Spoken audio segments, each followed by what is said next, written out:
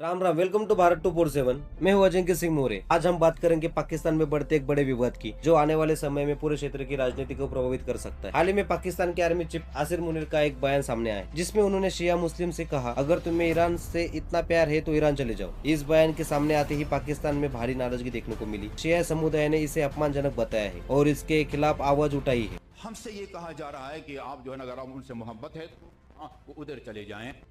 जो लोग फौजी जवानों और उनके अफसरों के सरों को काट के उनका फुटबॉल खेलते रहे, जिन्होंने दिन दिहाड़े हाजिर सर्विस जर्नल को इसी पिंडी में, मेरे ख्याल में शायद अगर मैं गलत ना कहूं, वो आई स्पेशलिस्ट भी थे, उनको शहीद कर दिया। उनको कभी आपने कहा है यहाँ से निकल जाओ और वहां चले जाओ, अफगानिस्तान चले जाओ? हमसे अब इस पूरे मामले को समझना बहुत जरूरी है। पाकिस्तान में लगभग 80 to 85% लोग सुन्नी मुस्लिम हैं, जबकि करीब 15% लोग शिया मुस्लिम हैं। वही ईरान में स्थिति इसकी बिल्कुल उलट है, जहां ज्यादातर आबादी शिया समुदाय की है। यही कारण है कि जब ईरान से जुड़े मुद्दे सामने आते हैं तो पाकिस्तान के शिया मुस्लिम चाहते हैं कि उनका देश ईरान का समर्थन करे, लेकिन पाकिस्तान की सरकार और सेना का रुख इससे अलग दिखाई देता है। रिपोर्ट्स के अनुसार पाकिस्तान का सऊदी अरब के साथ एक डिफेंस एग्रीमेंट है, जिसमें न्यूक्लियर सपोर्ट तक शामिल बताया जा रहा है।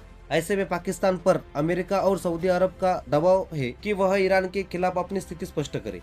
प्रभाव साफ दिखाई दे रहे हैं। शिया और सुन्नी समुदाय के बीच तनाव बढ़ रहा है। गिलगित बल्टिस्तान जैसे इलाकों में विरोध प्रदर्शन हो रहा है और पहले से मौजूद राजनीतिक अस्थिरता और गहरी होती जा रही है। इतना ही नहीं, कई लोग यह भी याद दिला रहे हैं कि पाकिस्तान के संस्थापक मोहम्मद अली जिन्ना खुद शिया मुस्लिम थे। इस वजह से यह विवाद और ज्यादा संवेदनशील हो गया है। अब अगर भारत के नजरिए से देखें तो यह स्थिति बेहद महत्वपूर्ण है। अगर पाकिस्तान के अंदर यह धार्मिक और राजनीतिक तनाव बढ़ता है तो वहाँ अस्थिरता बढ़ेगी, जो भारत के लिए एक रणनीतिक अवसर बन सकता है, खासकर गिलगित बल्टिस्तान जैसे क्षेत्रों में। फिलहाल आने वाले समय में देखना बहुत जरूरी होगा कि पाकिस्तान अमेरिका और सऊदी अरब के दबाव में क्या कदम उठाता है और ईरान के साथ हालात किस दिशा में जाते हैं। इस तरह के वीडियो आपको इस चैनल पर हर रोज देखने को मिलेंगे, इसलिए सब्सक्राइब करना ना भूलिए। इसी के साथ यह थी आज की बड़ी खबर। धन्यवाद।